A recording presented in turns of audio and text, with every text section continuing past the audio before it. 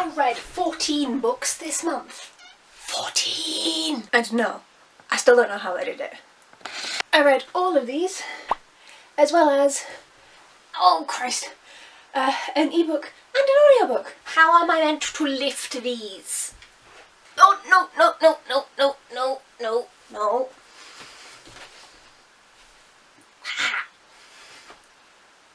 Where do I put them down? That was heavy. I'm going to take a look at the stats because I've already done some stats analysis this month.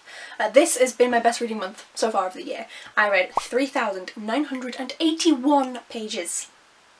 I'm slightly miffed I didn't read 19 more. Like I already said, 14 books. I listened to 20 hours and 9 minutes of audiobooks, which did help a little bit. This month I was reading for the Gothtober readathon, which is so much fun, and you can watch my TBR for that up here if you want, for all of the details and for what was actually on my TBR for this. But the first book I read was The Unadulterated Cat by Terry Pratchett and illustrated by this geography person. This was for Head Empty Just Vibes. This was a fun little book. 3-star rating. Then the wonderful folks over at Canongate sent me My Lady Parts by Doon, Mackichan, and this is a memoir of her time in the British comedy scene as a woman. It is a feminist memoir. It's really good. It's really funny. I sped through this in 2 days. I couldn't put it down. I wasn't even supposed to be reading it. I gave this one 4.5 stars. Really recommend. This month I also managed to finish Les Miserables by Victor Hugo. This is obviously volume 2 of the book. I was reading them in separate parts because that's how these editions come. But yes, I have finally finished the full novel of Les Mis. I rated this one 4.5 stars, and I'm pretty sure I rated the first volume also 4.5 stars. So we're just going to round it up and say that Les Mis was a 5-star read for me. There was some discussions that I wish weren't in there. I know far too much about Parisian sewers. Never needed this information. However, the actual characters and their development is to die for. I see why people adore this book so much. I can't wait to see an adaptation. It's absolutely beautiful. And honestly, I can't say go pick it up because it's huge, but like, if you're tempted, I recommend. Then Dumfries and Galloway Folktales by Tony Bonning. I loved this. I'm so glad I picked it up when I was in Castle Douglas, and these stories were just written really well, really engagingly. I loved the fact that the Scots was just mixed in, and they do have a little glossary in the back for Scots words if you do need them. I won't lie, I had to look up 1 or 2. I really enjoyed this. There were so many interesting tales in here, and I loved seeing places that I know so well mentioned in stories. My family name, my mum's maiden name, is actually mentioned in here, in one of the stories. It's all about their ancient home. Just seeing that, seeing like the surname of my family, this is the side I was close to all my childhood, and it madness. So absolutely adored that. Another 4.5 stars. Didn't quite get the 5-star mark because they're folk tales, they're all very short, and so you can't get into them. But like, if someone asks and I'm giving whole stars, it's a 5. Then for my birthday I decided to do a fun little reread for myself, and this is the abridged version of Jane Eyre by Charlotte Bronte.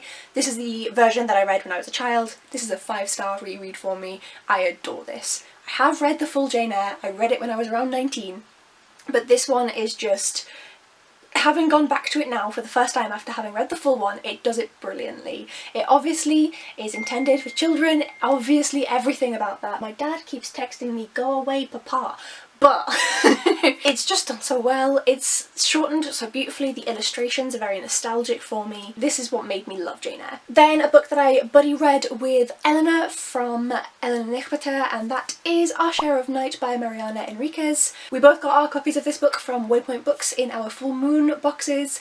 If you'd like to use my code ABBYFM23, you get 30% off if you do want to sign up for a box. Highly recommend. I'm signing up myself. This was both great and a disappointment. We ended up, I think we agreed roughly, giving this 3.5 stars. I would round it up to a 4 if asked to go up or down. The beginning half of this is so much better than the second half, unfortunately. We follow a father and then a son, and the son's sections were very anticlimactic in comparison to the father's. There was so much that was set up and that there was potential there, and I feel like it wasn't utilised quite enough. But I did really enjoy the other couple of points of view that we did get in there. I really enjoyed the father's section in the first half of it. There is some horror in this. I still do recommend it, but also I know people aren't going to pick it up if I'm like, oh yeah, the second half isn't as good. So yeah, I don't know. I need other people to read this who have more succinct thoughts. I'm pretty sure Eleanor will have talked about this in her wrap-up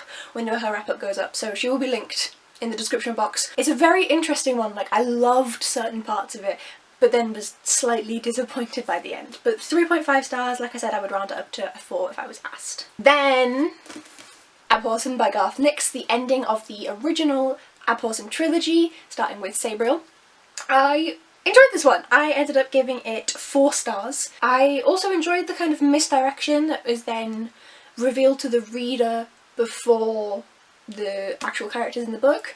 And yeah, it was a lot of fun. I really enjoy these books. I find them hard to put down. The Disreputable Dog and Mogget the Cat are my absolute faves, and I'm really excited to read both Golden Hand and Clariel.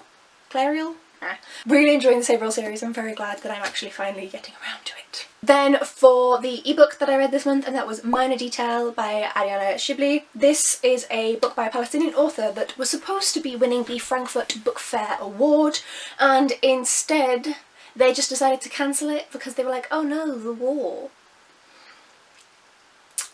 So we know what side that book fair is on. But Fitzcarraldo, the UK publishers, have decided to make this free as an ebook, at least at the time when I got it, across multiple different countries and platforms. I think Kobo and Kindle were both free across multiple different countries. I definitely checked France.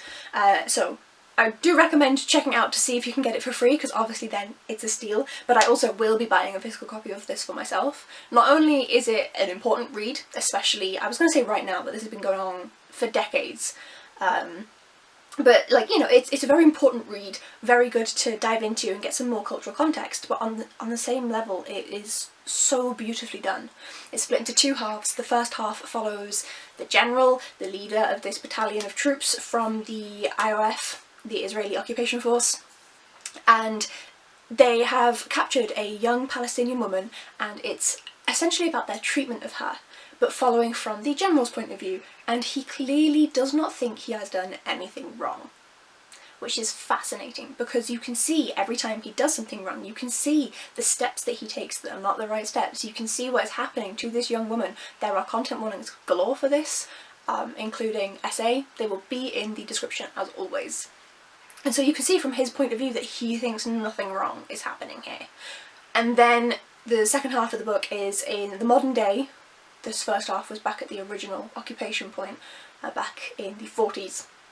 And it's in the modern day, and this Palestinian woman is kind of obsessed with the story and wants to learn some more, and so you kind of see the modern day setup of Palestine and how that is functioning for Palestinians. And it's dark, it's difficult, but I highly recommend. It's beautifully written. Then for my ebook of the month, audiobook, idiot. For my audiobook of the month, I actually ended up listening to 2 books by audio, I believe. Yes, I did. I'll get to that in a minute. Ugh, brain. She Who Became the Sun by Shelley Chan. This was for my Asian mythology prompt for Gothtober. This is set in mid-13th century, no, mid-1300s. Which century is it? I think the 14th century. Mid-1300s China. And we follow a young woman, starting off as a young girl, whose brother ends up passing away, and he was destined to greatness and she was destined to nothingness. And she decides she's not going to be nothing, she is going to survive, and so she takes on his identity and pretends to be a boy in order to achieve his greatness purely for survival. That develops as we go on into the story. She ends up in a monastery being an apprentice monk. What the hell do you call apprentice monks? I don't know. This is a great book. I did find myself a little lost on names. That is my fault. I listened to it by audiobook at 2 times speed when I am unfamiliar with Chinese names. That is my entire fault. I really enjoyed the female-female relationship in this. Is it even female-female? I don't know. But yeah, it's just done so well. I will say the fisting scene that everyone talks about, like, it already comes out of nowhere because it's at the start of a chapter. But then even when you're mid-scene, it then just hits you with more. It's a lot. These are very morally grey characters. Our main character is not likeable she does a lot of things that she murders a lot of people, but at the same time you can't help but root for her. I am so excited for He Who Drowned the World?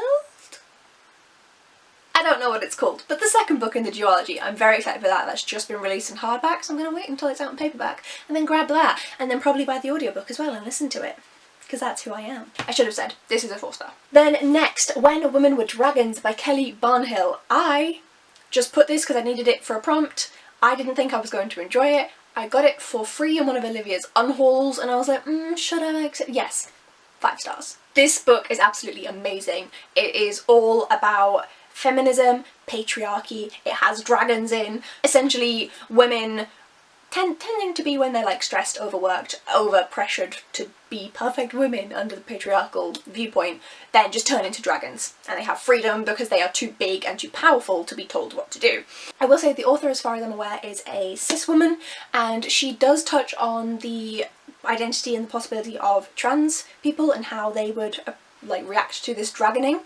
Trans women, so male to female, trans women, dragon in this universe. She doesn't linger on this topic, she doesn't kind of try and drag it out and extend it, but it is mentioned, and I do appreciate that because I feel like I'm also cis and I feel like we don't have too much of a voice that we can kind of go and delve into these topics, but I also really appreciate that in something that is so heavily feminist, a lot of other very heavily feminist books can be transphobic.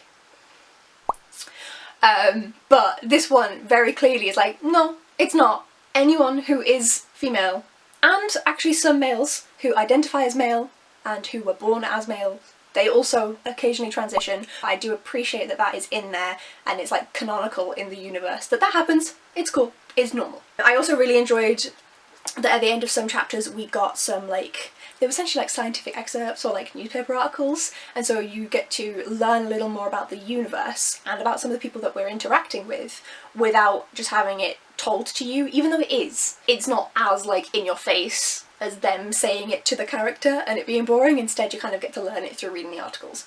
I loved this so much. I was teary-eyed, a couple of trickling tears by the end. It was absolutely fantastic. I cannot recommend it enough. Then this one is much bigger than it actually is, because I read Sense and Sensibility by Jane Austen, which is in this hardback. This is how I have it.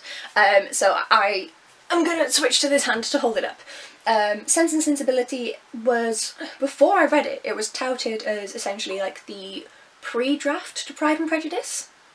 And let me just say that it's actually quite different.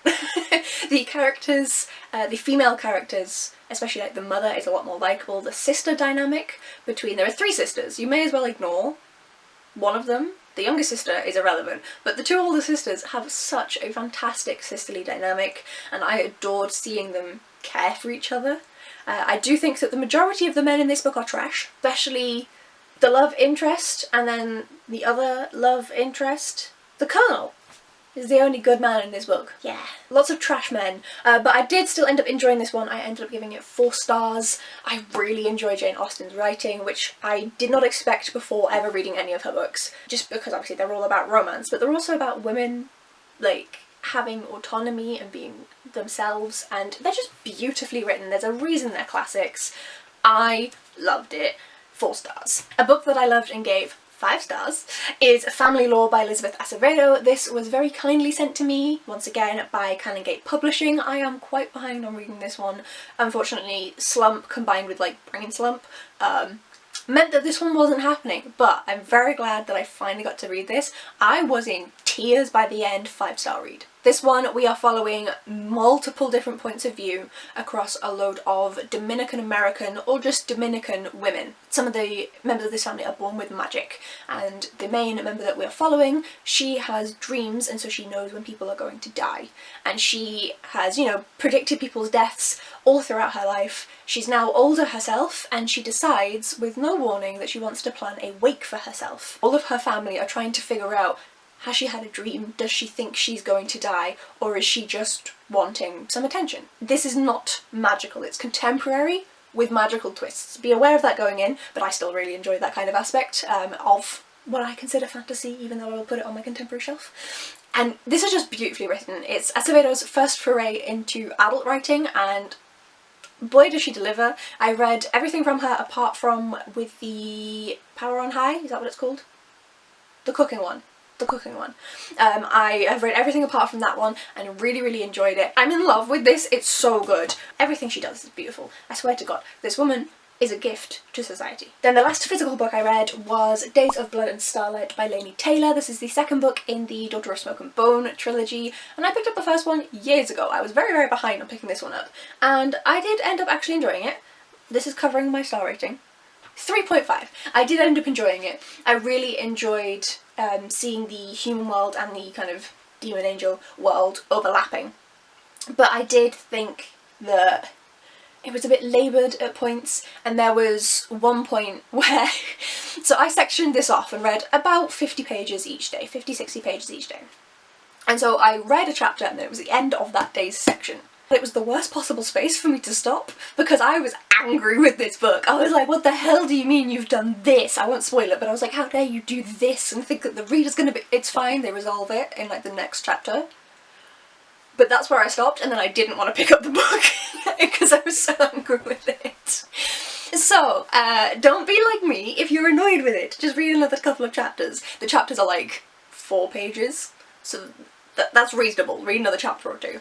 But so I did still enjoy it. 3.5 stars is still an enjoyment read. I'm definitely going to be picking up the third and final book. I own it. I'm looking down here as if I can find it. I can't see it, but I own it. So I will be picking that up, and fingers crossed I enjoy it a little more than this, maybe closer to Daughter of Smoke and Bone, but we'll see. And then we have the final book that I ended up reading in October. This one was actually just one that I went and found and decided to get myself the audiobook of, which is, I'll put it here, The Women in Me by Britney Spears. And I just thought, oh, this will be a fun one for if I finish the audiobook that I'm doing in November, Becoming by Michelle Obama, a lot faster than I'm expecting. I can maybe start on this one. And I looked at it and it was under 6 hours long. So I just listened to it all in one day at work. This one was a 3-star read for me.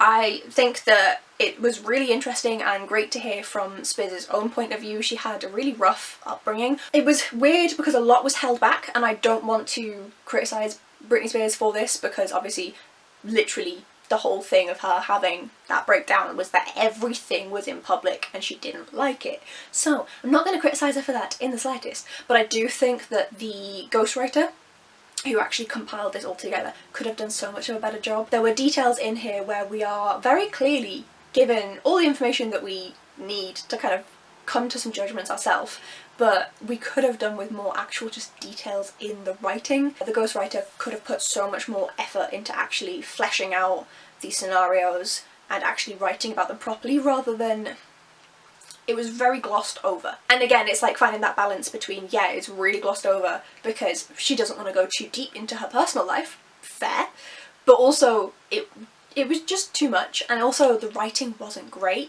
There were parts where you could kind of tell that Britney Spears' own voice was coming through a bit more, and I preferred those sections, but yeah, the writing was just subpar. 3 stars for me, just because the writing was subpar, which is a pity, but in terms of her life experience, obviously, like, no rating. This 3 stars is purely based on the ghostwriter's writing. But yes, that was my reading month. I had a fantastic reading month. I've just realised I didn't average my 5-star ratings.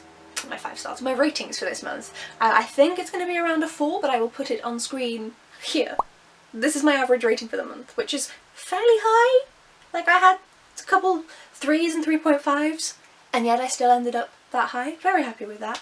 I also read so many nationalities and genres. Like, I have my stats here, and it was almost all adult, 11 adult books. I'm almost tempted to stop tracking that because I barely read anything that isn't adult anymore.